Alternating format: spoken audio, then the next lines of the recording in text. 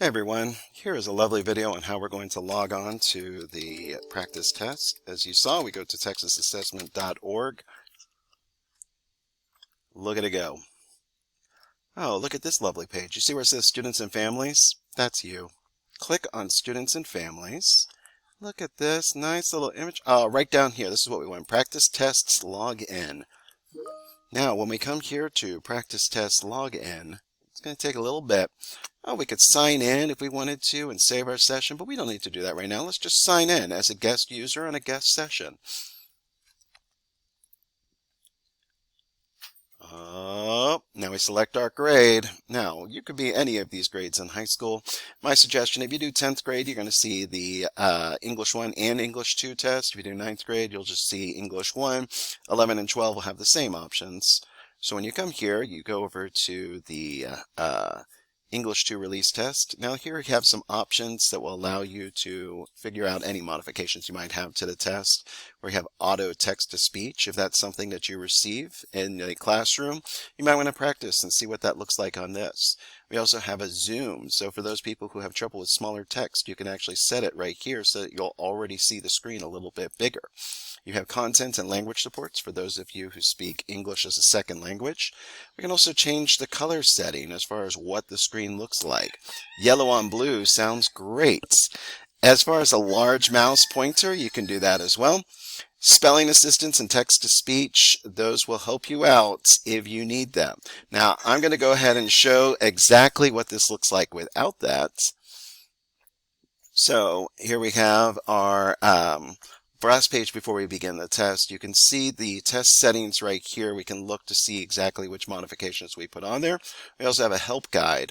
And now we're going to begin the test. Now I want to show you a few of the resources that are going to be available to you students as you're taking this test. It's loading the page content. So here we have one of the release star tests. It's over here on the left. What if I wanted to make this bigger? Well, I could press that. Now what if I want to make that smaller again? Well, I could press that. Hey, notice that while I'm over here, I can answer all of these questions, and it has the questions numbered right here at the top. What if I want to go check out the next question? Well, that's what this next button is for. Now, what's tricky here is as you take the STAR test, I generally tell people to change up the order in which they take the test. With Cambium, it looks like that might not be as much of an option, but you can still kind of scroll around in that section, okay? So we have this option of like, do you want to go to the next page? And you say yes, because you want to see some of the other options that you have. These are the tools I really want to show you. If you want to zoom in on a section so you get a better view of it, you can do that right there. You also have the line reader for those of you who are using text-to-speech. And you have dictionary. Now, dictionary on this is a little bit different than other online test platforms in that you have to actually enter the word into the dictionary. So let's say I wanted to look up the word foolish. I would have to type it in, okay? And then once I do, oh, look at this. I have some definitions of foolish, lacking in good sense or judgment. And look, here are some synonyms. Senseless, silly. Now, what if I don't know what the word senseless means? Well, I could click that, and then I could go right there. It's stupid.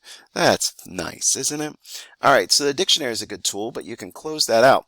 Now, I want to stress this to you. One of the most important tools that you can use on the STAR test is the dictionary. Spelling questions are going to come up in the editing section. And if you enter those words in as they're spelled and they don't show up in the dictionary, well, that's a pretty good sign that that is a misspelled word and that is going to be the answer you want to choose. So make sure that you're utilizing that dictionary as much as possible. Sometimes people will just focus in on what's here in the passages and getting those words defined, but it's just as important to make sure you understand every single word in the question and answers as well. All right, friends, I believe that's the view I want to give y'all of the STAR test. My suggestion after this is to log on the same way I did and try it out yourself. Have a fantastic day.